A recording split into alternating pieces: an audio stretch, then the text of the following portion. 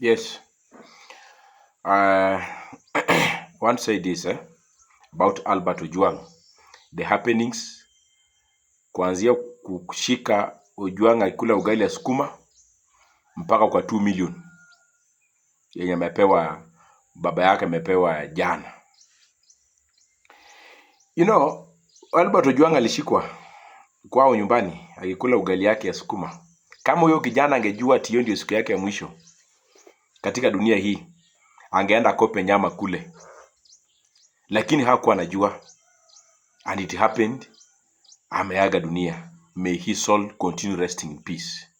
Number 2, unakumbuka wakati alitolewa hapa akapelekwa mpaka Nairobi. Ikafika huko tukaambiwa na report kutoka wakanja kwamba kijana alijigonga ukuta mara kadhaa akaaga dunia. Kama bado nafikiria hiyo mambo ya kugonga ukuta, ingine ikatokea kwamba wale polisi wote ambao walihusika katika kifo chake, wote ambao hiyo police station wakasimamishwa kazi, wakaenda waandikishe statement.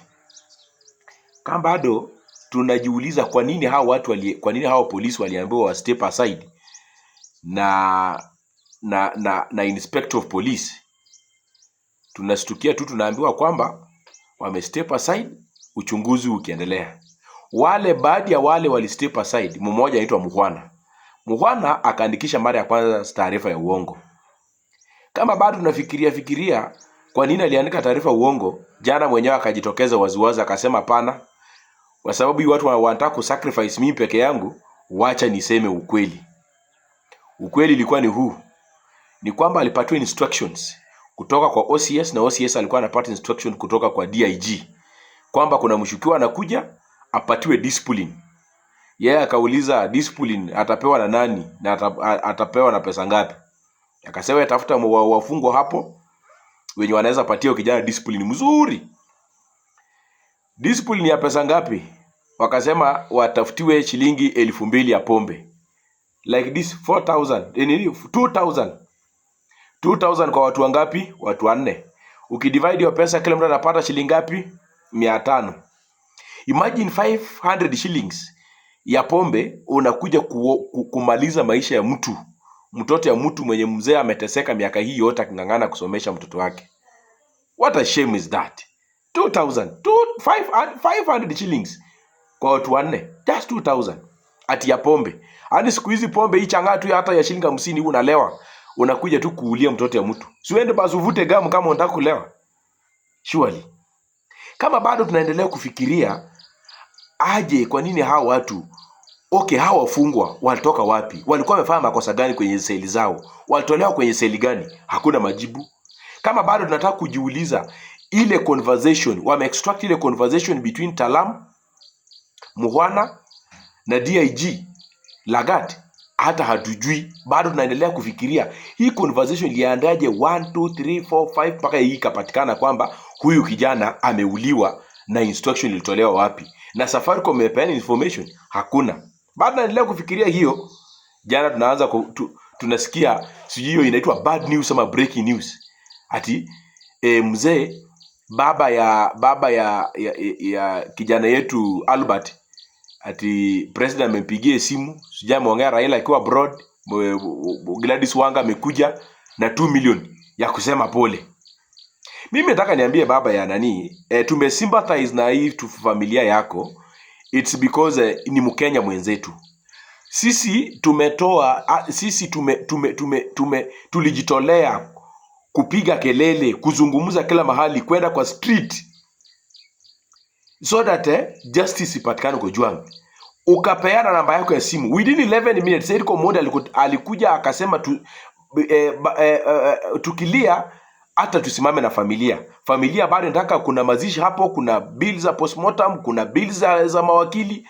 Tukasema acha tuchangie mzee pesa. Wakatengeneza pay bill number. Imagine wakati wametengeneza pesa wakati wamepeana namba yako ya simu within 11 minutes limit yako ilikuwa imejaa. Wakapeana ya mjane ikajaa, wakapeana mama ikajaa, ukapeana namba nyingine ya simu hapo tena ikajaa. wakatengeza paybill number, na hata hakuna mtu ametuambia kwa hiyo paybill number pesa ni ngapi, na hata tutaki kujua pesa imechanga hapo ni ngapi. Kumaanisha kwamba pesa imechangwa hapo ilikuwa inawezewa wewe kuzika mtoto wako. Sasa hii mahali pe umekera wa Kenya mzee, si kwa ubaya, unalia mtoto wako, hata sisi tunalia zaidi. Ndio maana unaona sisi kwa street, ndio unaona sisi tukizungumza haya maneno ati unatuambia ati unashukuru sijui nani, umeshukuru sijui nani, umeshukuru nani. Mzee, huyu mtoto alikufa si kwa sababu ati tupate biashara. Kama bado tunaendelea kujiulizana kwa nini 2 milioni imekuja, because unakumbuka kuna watoto wengi sana including mimi huyu. Mimi ni mwathiriwa wa finance bill wa ile wakati.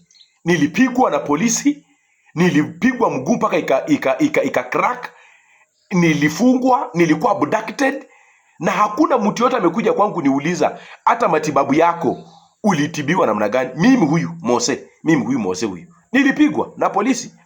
Lakini sasa kama bado tunaendelea kujiulizana hiyo, ujiulize swali. Kwa nini pesa imetoka kwa haraka? Kwa nini hawa watu wamekuja hiyo? Kama bado naendelea kufikiria mambo ya 2 million, mambo ya 1 million, juzi tunasikia na governor pia amekuja ati atajengea nyinyi nyumba 2. Ati ya mjane moja, iwe mzee moja, 2 bedroom. Ana Albert ilikuwa kufe ndio hizi vitu zote zifanyike. Kama bado naendelea tu hivyo, kuna mwingine tena akakuja hapo kwa microphone jana akasema hata stima leo wanajenga stima leo jioni stima imeshajengwa imeletwa kwa kina Albert. Kata si ya kifo ya Albert. Ish.